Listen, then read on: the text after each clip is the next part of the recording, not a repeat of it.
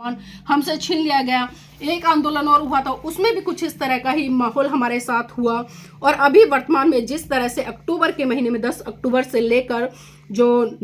3 नवंबर तक हम गोरखपुर बिछुआ जेल की सलाखों के बीच में रहे, तो कुछ इस तरह की घटनाएं हमारे साथ में घटी। लेकिन साथियों, उन घटनाओं से हम टूटे नहीं, बल्कि उन घटनाओं से हम और निखरे हैं और निखर कर आपके सामने आए हैं। क्योंकि इस तरह की घटनाएं मनोबल तोड़ने के लिए नहीं, बल्कि मनोबल बढ़ाने के लिए घटती हैं। तो हमें सही दिशा में बढ़ना चाहिए। ये हमारा अपना मन है, हमारा चित्त है। अगर हम सही सोचेंगे तो सही होगा। अगर उसको हम हताशा की तरफ लेंगे या गलत दृष्टि से देखेंगे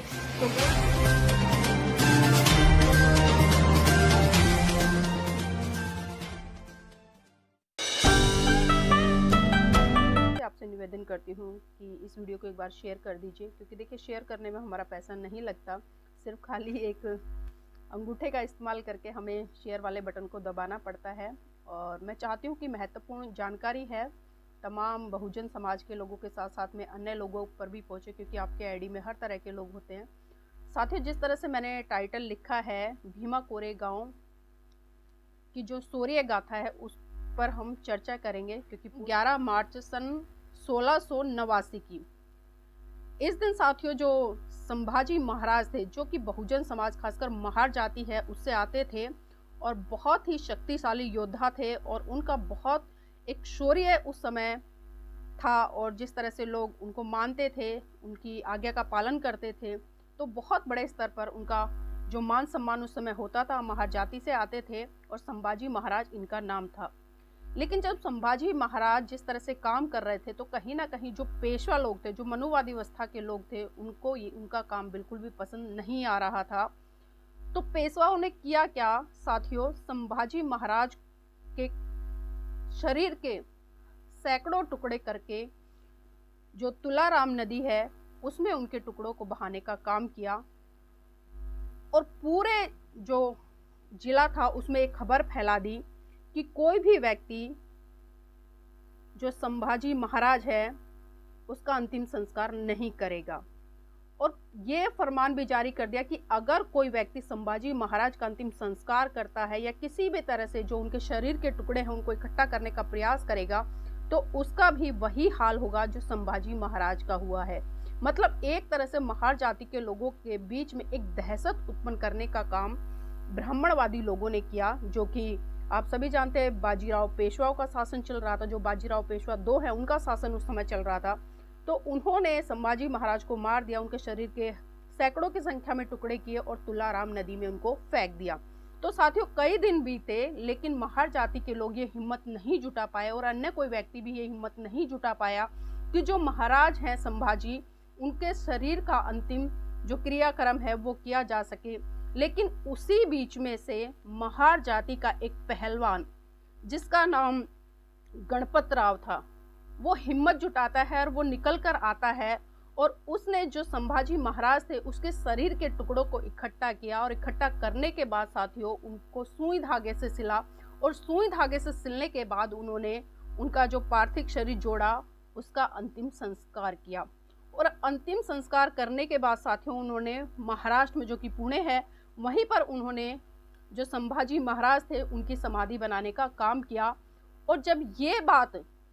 पेशवाओं को पता चली तो पेशवाओं के खेमे में खलबली मच गई। और खलबली ऐसे वैसे नहीं, बल्कि उनके अंदर इतना प्रतिशोध उत्पन्न हो गया और इस तरह से वो आग बबूला हो गए कि जो हमने एक घोषणा की थी, लोगों में उसका डर कम से कम होना चाहिए था। लेकिन जो गणपत पहलवान था, जो कि महार जाति से आता था, उसने उस बात को चुनौती देते हुए जो संभाजी महाराज है उसके शरीर के टुकड़ों को इकट्ठा किया, उनको सिला और फिर उनका अंतिम संस्कार किया। और फिर वहां पर उन्होंने उनकी समाधि बनाने का भी काम किया। जब पेशवाओं को ये बात पता चली तो साथियों पेशवाओं ने गणपत पहलवान को ढूंढना शुरू कर दिया। और जैसे ही गणपत पहलवान उन्हें मिले तो उन्होंने उनको मौत के घाट उतार दिया। और जब मौत के घाट उन्होंने उतारा तो उन्होंने साथ साथ में एक फरमान भी जारी कर दिया कि आज के बाद जो महार जाति के लोग हैं वो दिन में अपने घर से बाहर नहीं निकलेंगे, और निकलेंगे भी तो उनके जो गले में हांडी और पीछे झाड़ू बंदी होगी। तो इस तरह का फरमान उस समय फरमाया गया। और जब संभाजी महाराज की हत्या हो चुकी थी तो साथियों उसके बाद जो पेशवा लोग थे उनका जो अत्याचार शोषण है वो आए दिन महार जाति के लोगों पर बढ़ना शुरू हो गया और महार जाति के लोग बहुत पीड़ित होने लगे, क्योंकि आए दिन कहीं ना कहीं जो पेशवा लोग थे, जो ब्राह्मणवादी अवस्था के लोग थे, वो तरह तरह से महार लोगों पर अत्याचार शोषण कर रहे थे। अब समस्या सबसे बड़ी ये थी कि महार जाति के लोग जो कि बहुत शक्तिशाली थे, लेकिन कहीं ना कहीं वो इस समस्या से जूझने के लिए और जो आत्मसम्मान की उनकी लड़ाई थी उसको बचाने के लिए, अपने स्वाभिमान को बचाने के लिए किस तरह से इन लोगों से बदला ले, क्योंकि जो पेशवा लोग थे वो संख्या में ज़्यादा थे और ज़्यादा होने के नाते जो महार जाति के लोग थे भले वो ताकतवर थे लेकिन वो इतनी हिम्मत नहीं जुटा पा रहे थे। लेकिन साथियों यहाँ पर मैं आपको अवगत कराती चलूँ कि जो महार लोग थे, जिस तरह से उस समय जो मार्शल सेना बनाई गई थी उसमें मतलब एक रेजिमेंट भी चलती थी, लेकिन वहाँ पर भी पेशवाओं ने जो मार्शल लॉ है उसको बना दिया ताकि जो महार जाति से आने वाले लोग थे वो सेना में भर्ती ना हो सके और वो युद्ध ना कर सके।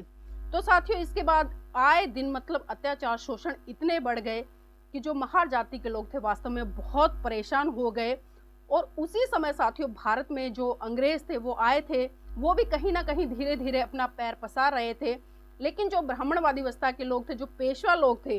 अंग्रेज उनसे लड़ना तो चाहते थे लेकिन पेशवाओं के पास में शक्तिशाली सेना थी, इसलिए कहीं ना कहीं जो अंग्रेज थे वो भी कमजोर पड़ रहे थे। लेकिन लगातार अंग्रेज प्रयास कर रहे थे कि जो पेशवाओं की सेना है उसको धराशाही किया जाए। और जब ये बात मतलब महार जाति के लोगों को पता चली कि इस तरह से आपस में द्वंद्व चल रहा है, तो एक युवक महार जाति का जिसका नाम सिद्धनाग था वो पेशवाओं के पास पहुंचा और उन्होंने आग्रह किया पेशवाओं से कि देखिए हम अंग्रेजों के खिलाफ लड़ना तो नहीं चाहते, लेकिन अगर आप हमें हमारा स्वाभिमान, हमारा मान सम्मान और हमारे हक अधिकार और जो हमारे गले में ये हांडी है और पीछे जो झाड़ू है, अगर आप इससे हमें मुक्ति दिलाते हैं तो हम अंग्रेजों के खिलाफ आपके साथ सेना में मिलकर युद्ध लड़ेंगे। तो साथियों ये बात सुनकर जो पेशवा थे वो एकदम से भड़क गए और उन्होंने सिद्धनाग को साफ साफ ये आदेश दे दिया कि यहाँ से भाग जाओ, तुम कौन से मान सम्मान की बात कर रहे हो, हम तो तुम्हें सुई की नोक के बराबर भी जमीन नहीं देंगे, तो मान सम्मान या तमाम जो हक अधिकार हैं वो हमें तुम्हें कैसे दे दे, तुम यहाँ से भाग जाओ, तुम गुलाम हो और गुलाम बनकर ही हमारी सेवा करते रहो। तो साथियों जब ये बात सिद्धनाग ने सुनी, जो कि महार जाति से ही आता था, तो उसके मन में कहीं ना कहीं प्रतिशोध की जो एक ज्वाला थी वो जलने लगी और उसने पेशवाओं को तुरंत उसी समय चुनौती दे डाली कि अब तो हम सीधे रणभूमि में मिलेंगे और अपने मान सम्मान की लड़ाई के लिए आपको धराशाही करके ही मानेंगे, चाहे अब कुछ भी हो जाए। तो साथियों उसके बाद जब सिद्धनाग ने ये सारा घटनाक्रम घटा तो वो सीधा अंग्रेजों के पास पहुंच गया। जब उसने ब्रिटिश सरकार के सामने प्रस्ताव रखा कि देखिए इस देश में, जिस देश में हम रह रहे हैं, उसी देश में हमारे ही देश के लोग जो कि ब्राह्मणवादी अवस्था के लोग हैं, जो कि मनुवादी अवस्था के लोग हैं, वही हम पर अत्याचार शोषण कर रहे हैं और हमारे तमाम हक अधिकारों को हमसे छीनने का काम कर रहे हैं। लेकिन हम आपकी सहायता कर सकते हैं, लेकिन हमारी एक शर्त होगी कि आप हमारा मान सम्मान, हमारे तमाम हक अधिकार अगर पेशवाओं से हमें वापस दिलवा देते हो। तो इस बात पर साथियों दोनों में, जो कि ब्रिटिश सरकार थी, जो ब्रिटिश लोग थे उनके साथ और महार जाति के जो लोग थे उनके साथ में ये समझौता हुआ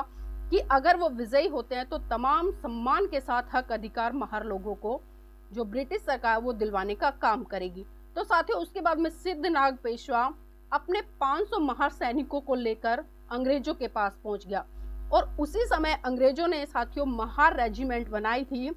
उसका गठन भी उसी समय हुआ था। तो महार रेजिमेंट में उन्होंने जो ये 500 महार सैनिक थे इनको भर्ती किया और भर्ती करने के बाद साथियों जब पेशवाओं से युद्ध हुआ तो आपको जानकर आश्चर्य होगा कि जो पेशवा थे वो हर तरह से शक्तिशाली थे, उनके पास में दल बल, घोड़े, बम, बारूद, हथियार हर तरह से था। लेकिन जो क्या नाम है महार लोग थे इनके पास में ज़्यादा सुविधाएं नहीं थी या ज़्यादा हथियार नहीं थे, लेकिन उसके बावजूद भी 28,000 पेशवाओं को मात्र 500 महार सैनिकों ने मार गिराया और उनको गाजर मूली की तरह ऐसे काटा कि आप सोच भी नहीं सकते, कल्पना भी नहीं कर सकते। वर्तमान में जो लोग बात करते हैं कि 56 इंच का सीना जिसका है, आप सभी जानते हैं, बताते हैं, लेकिन मैं कहूंगी कि वो 56 इंच का सीना उन महार सैनिकों का था जिन्होंने एक एक के हिस्से में 56 पेशवा आए थे। तो आप समझ सकते हैं कि कितना गौरवशाली इतिहास रहा है आपका, कि मात्र 500 की संख्या में महार सैनिकों ने 28,000 पेशवाओं को मार गिराया। तो साथियों, वहीं से शुरू होती है भीमा कोरे गांव की जो गौरवशाली इतिहास की गाथा है, उसका जो शुरुआत हुई वो वहां से हुई। और साथियों, बताया जाता है कि ये घटनाक्रम अगर लोगों के सामने आया तो सबसे पहले इसकी शुरुआत परम पूज्य बाबा साहब ने की थी। परम पूज्य बाबा साहब हर साल वहां पर जाते थे और छोटे छोटे कार्यक्रम भी आयोजित करते थे और करवाते थे। तो धीरे धीरे कार्यक्रम आयोजित होने लगे। लेकिन साथियों, 2017 का एक ऐसा प्रकरण रहा जिस प्रकरण ने भीमा कोरे गांव की घटना को पूरे भारत देश के लोगों के सामने लाकर रख दिया। मंशा कुछ और थी, चाहते कुछ और थे, सत्ता पर बैठे हुए लोग और तथाकथित हिंदू संगठन। लेकिन कहते ना कि होने को कोई टाल नहीं सकता, और जो गौरवशाली इतिहास है उसको एक ना एक दिन इस देश के सामने आना ही था। और साथियों, जिस तरह से 2017 में वहां पर तमाम हिंदू संगठन जो कि संभाजी भिड़े के नेतृत्व में चल रहे थे, संभाजी भिड़े एक हिंदू नेता है और लगातार वो मनुस्मृति का समर्थन आज भी करता है। और साथियों, जो भीमा कोरे गांव की जो घटना थी वो भी कहीं ना कहीं मनुस्मृति की ही देन थी। जिस तरह से ब्राह्मणवादी लोग अपना वर्चस्व स्थापित कर रहे थे, जिस तरह से दलितों पर, शोषितों पर, पिछड़ों पर अत्याचार शोषण कर रहे थे, वो किसी से छुपे नहीं थे। और उन्हीं का प्रतिरोध और प्रतिकार करते हुए इन 500 महारों ने एक इतिहास रचा। और 2027 में साथियों, जिस तरह से वहां पर दंगे हुए, जो हिंदू संगठनों ने दंगे किए, क्योंकि वहां पर जो बहुजन समाज के लोग थे वो हर साल शौर्य दिवस की गाथा को सेलिब्रेट करने के लिए, अपने महान पुरुषों को आदरांजलि देने के लिए, क्योंकि जो शौर्य स्तंभ है वो अंग्रेजों ने बनवाया था। और जो 500 महार सैनिक है उसमें से जो महार सैनिक शहीद हुए थे उनके नाम भी उस स्तंभ पर लिखवाए गए थे। तो उन्हीं महार सैनिकों को लोग आदरांजलि देने के लिए जाते थे, पुष्प अर्पित करने के लिए जाते थे। लेकिन ये चीजें कहीं ना कहीं जो महाराष्ट्र की सरकार थी, क्योंकि मनुवादी व्यवस्था की थी और तमाम हिंदू संगठन वहां पर चल रहे थे, क्योंकि 2014 के बाद में जिस तरह से आपने देखा कि सत्ता पर एक ऐसी मानसिकता की सरकार स्थापित हुई जो कहीं ना कहीं आज भी मनुस्मृति का पूरी तरीके से समर्थन करती है। और वो चाहती है कि जो मनुवादी व्यवस्था या जो मनुस्मृति के तहत जो कानून पहले देश में चल रहे थे वो आज भी कहीं ना कहीं पूरी तरह से लागू हो और हम कुछ संख्या में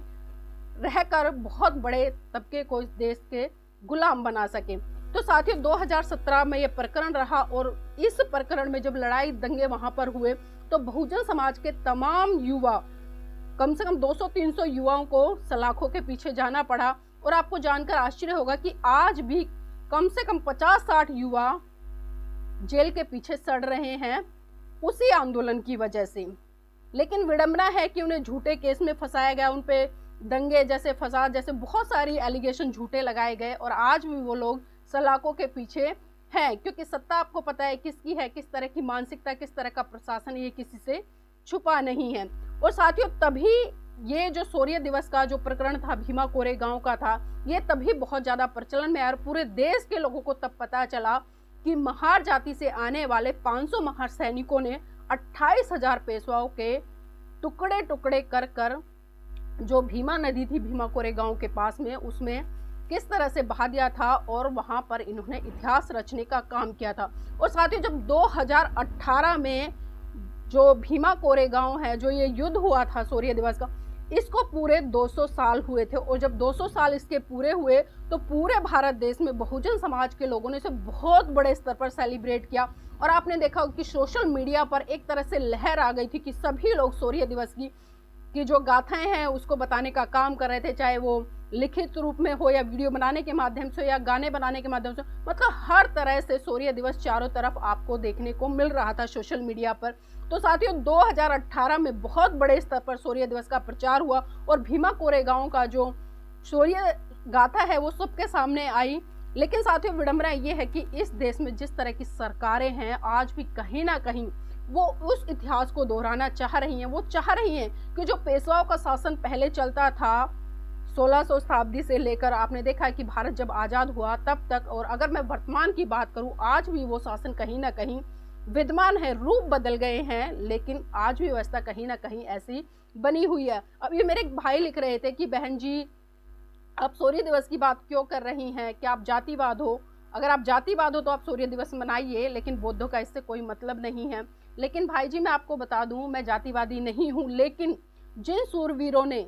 जिन महार सैनिकों ने मात्र 500 की संख्या में 28,000 पेशवाओं के टुकड़े किए, उनको मार गिराया और उन्होंने मान सम्मान की लड़ाई लड़ी और अपने मान सम्मान को स्थापित करने का काम किया, तो इस तरह की गाथाओं को समाज के बीच में रखना जरूरी हो जाता है, इस देश के युवाओं के सामने रखना जरूरी हो जाता है, ताकि कहीं ना कहीं जो उनका मनोबल है वो मनोबल बढ़े और उन्हें पता चले कि हमारा इतिहास या हमारे महान पुरुष कोई छोटे मोटे नहीं रहे हैं, कमजोर नहीं रहे हैं, पिछड़े नहीं रहे हैं या शोषित नहीं रहे हैं, बल्कि वो इतने शक्तिशाली रहे हैं, वो योद्धा रहे हैं। अगर वो जिद पर आ जाए तो 500 की संख्या में होने के बाद वो 28,000 पेशवाओं के टुकड़े कर सकते हैं। तो उनके स्वाभिमान के लिए, उनके मनोबल को बढ़ाने के लिए आज जरूरी हो जाता है कि वर्तमान समय में हम उस पर चर्चा करें, क्योंकि आज की जो हमारी युवा पीढ़ी है किस तरह से काम करे, किस तरह से सोचती है, किस तरह से विचारों का आदान प्रदान करती है, आप सभी भली भांति जानते हैं। और साथ ही जिस तरह से बहुत सारी चीजें अभी वर्तमान में घट रही हैं, क्योंकि मैंने बात की थी कि बाबा साहब नहीं होते तो शायद बहुजन समाज के लोगों को भीमा कोरेगांव की जो घटना है उसका जो गौरवशाली इतिहास है उसका नहीं पता चलता। और इसके पीछे साथियों जिस तरह से पूरा प्रकरण मैंने बताया कि मनुस्मृति ही थी जिसके कारण इस तरह की घटनाएं देश में घट रही थी। और आप सबने देखा कि जिस तरह से मनुस्मृति की अगर मैं बात करूं, मनुस्मृति अभी 25 दिसंबर को लोगों ने सेलिब्रेट किया मनुस्मृति दहन दिवस। किसी ने सांस्कृतिक कार्यक्रम के माध्यम से किया, किसी ने बौद्ध महोत्सव के माध्यम से किया, किसी ने मनुस्मृति का दहन करके किया। तो मैं यहाँ पर बता दूं साथियों, जो मनुस्मृति है वो हमारे मन में आज भी स्थापित है। तो हमें जरूरत है जो हमारे मन में जो दूषित विचार भरे हैं उन्हें बाहर निकाल कर मानवतावादी सोच को स्थापित कर आगे बढ़े, ताकि जो एक जातिवाद की खाई आज कहीं ना कहीं लोगों के जहन में घर कर गई है, तो आज हमें बाबा साहब की उस विरासत, उस संस्कृति को भी समझना पड़ेगा, जिस संस्कृति की बात परम पूज्य बाबा साहब अक्सर कहा करते थे कि जिस दिन इस देश के लोग अपनी सही संस्कृति को समझ जाएंगे, और खासकर बहुजन समाज से आने वाला वो तबका जो कि इस देश में 85 से लेकर 90% की संख्या में, अगर वो अपनी संस्कृति की तरफ लौटता है, अपनी संस्कृति को स्थापित करता है, अपनी संस्कृति को बचाने के लिए प्रयास करता है, तो वो दिन दूर नहीं होगा जब बहुजन समाज के लोग इस देश की सत्ता पर भी काबिज होंगे और अपनी संस्कृति को अच्छे तरह से प्रचारित व प्रसारित कर पाएंगे। और एक समय फिर से वो आएगा जब कहा जाता था कि भारत बुद्ध की धरती है। कहने के लिए आज भी है, लेकिन सही रूप में जो बुद्ध की धरती होनी चाहिए थी, आज वर्तमान समय में वो धरती बुद्ध की नहीं रही है। क्योंकि आज जिस तरह से हम देख रहे हैं कि लगातार, साथियों आपको पता है कि कल नव वर्ष है, नव वर्ष को लोग अपने अपने तरीके से मनाएंगे, किसी ने कुछ संकल्प लिए होंगे, किसी का कुछ छूटा होगा, किसी को कुछ मिलेगा, लेकिन बहुजन समाज के लिए पहला ही दिन इतिहास के गौरवशाली अक्षरों में दर्ज है, जिसे कि भीमा कोरेगांव सूर्य गाथा के नाम से हम सभी जानते हैं, जिसे सूर्य दिवस के रूप में हम मनाते हैं। कल भारत देश के तमाम कोने कोने में सूर्य दिवस कार्यक्रम सेलिब्रेट किए जाएंगे, बहुत सारे संकल्प लिए जाएंगे, बहुत बड़ी बड़ी चर्चाएं होंगी, लेकिन वो चर्चाएं खाली हमारी मंचों तक ना रह जाएं। जरूरत है आज उन चर्चाओं को गली मोहल्ले तक लाने की, अपने युवाओं को कैडर के माध्यम तक समझाने की, अपने समस्त महिलाओं को समझाने की। क्योंकि साथियों अभी आप देख रहे हैं जिस तरह से आने वाली 22 जनवरी 2024 को जिस तरह से अयोध्या में जो राम मंदिर है उसमें जो मूर्ति स्थापित की जाएगी, उसमें प्राण प्रतिष्ठा की बात की जा रही है, सोशल मीडिया पर या तमाम प्लेटफॉर्म पर उसका प्रचार किया जा रहा है। आप बड़े स्तर पर देख रहे हैं कि आज भी कहीं ना कहीं सत्ताधारी लोग इस देश में जो मनुवादी व्यवस्था है या जो मनुस्मृति है, भले आज वो लिखित रूप में ना हो, लेकिन धीरे धीरे उसको स्थापित करने का काम किया जा रहा है। और जो लोग आज हिंदू राष्ट्र की बात कर रहे हैं, साथियों अगर आप नहीं जागेंगे तो मुझे कहते हुए कोई अतिशयोक्ति नहीं हो रही और ना ही कोई डर लग रहा है कि सत्ता पर बैठे हुए लोग अपनी मंशा में कामयाब हो जाएंगे। तो आज जरूरत है इस तमाम बहुजन समाज को इकट्ठा होने की, और इकट्ठा होने कर एक दिशा में चलने की। और उसके लिए ज़रूरी है कि आप अपनी संस्कृति को समझें, अपनी संस्कृति को आगे बढ़ाएं, अपनी संस्कृति को जानें, क्योंकि जब तक आप अपनी संस्कृति को नहीं जानेंगे साथियों, कुछ नहीं कर पाएंगे। अगर मैं यहाँ पर उदाहरण देकर बात कहूँ, क्योंकि बहुत सारे हमारे लोग बोलते हैं कि आप सत्ता हासिल कर लीजिए, अगर सत्ता हासिल हो जाएगी तो आप अपना धर्म भी बचा लेंगे, अपनी संस्कृति भी बचा लेंगे। लेकिन मैं आपको बता दूं, पिछले 70 साल कांग्रेस ने राज किया इस देश पर। उसके बाद 2014 से अब तक, मतलब जिस तरह से आप देख रहे हैं 8-9 साल हो गए, 10 होने वाले हैं, भारतीय जनता पार्टी कर रही है। तो अब पूरा सिनेरियो उठाकर देख लीजिए कि आरएसएस ने लगातार इस देश में सांस्कृतिक परिवर्तन के तहत अपनी जड़ें जमाए रखी और आज़ादी के बाद से लेकर 2014 तक लगातार उन्होंने शाखाओं के माध्यम से, तमाम संगठनों के माध्यम से जो सांस्कृतिक परिवर्तन किया। और उसी सांस्कृतिक परिवर्तन का नतीजा रहा कि 2014 में वो फुल फ्लैश सरकार में आए। तो साथियों, आज ये चीज़ें हमें समझनी पड़ेंगी कि हम कहाँ कमी कर रहे हैं, कहाँ नहीं कमी कर रहे हैं। आज जो सांस्कृतिक परिवर्तन के लिए समाज में बहुत सारे संगठन बने हुए हैं, लेकिन विडंबना है कि वो लोग सिर्फ मैं नेता में उलझ कर रह गए हैं। चुनावी जो दौर आता है उसके लिए संगठन बना लेते हैं, अपना थोड़ा सा अस्तित्व दिखाने के लिए संगठन बनाते हैं, लेकिन विडंबना है कि जिस सांस्कृतिक परिवर्तन की तरफ उन्हें काम करना चाहिए उस पर वो काम नहीं कर रहे हैं। बहुत सारे लोग एलिगेशन भी लगाते हैं कि नीलम जी आप नाम लेकर बोल देते हो, और आपके जो पति हैं एडवोकेट जय भीम प्रकाश जी, वो भी नाम लेकर आलोचना करते हैं। तो साथियों, हम आलोचना नहीं करते बल्कि चर्चा करते हैं, और चर्चा करने में अगर किसी को बुरा लगता है तो इसमें हमारी गलती नहीं है, क्योंकि हमें जो चीज़ें पता है तो ये हमारी नैतिक ड्यूटी बनती है। तो हम उस चीज़ से अपने लोगों को अवगत कराएं कि हमें किस दिशा में जाना है, किस दिशा में जाकर हम अपनी अस्मिता, अपने मान सम्मान को बचा सकते हैं, अपनी पद प्रतिष्ठा को बचा सकते हैं। तो साथियों, सच कहने से कभी घबराना नहीं चाहिए। अगर मैं ये सोचकर चुप हो जाऊं, ये सोचकर सच ना बोलूं कि सामने वालों को बुरा लग जाएगा, तो साथियों मुझ में और फिर दूसरे उन चापलूस लोगों में कोई फ़र्क नहीं रहेगा जो अपने समाज को ही आज डुबोने का काम कर रहे हैं। तो साथियों, आज की जो लाइव चर्चा थी ये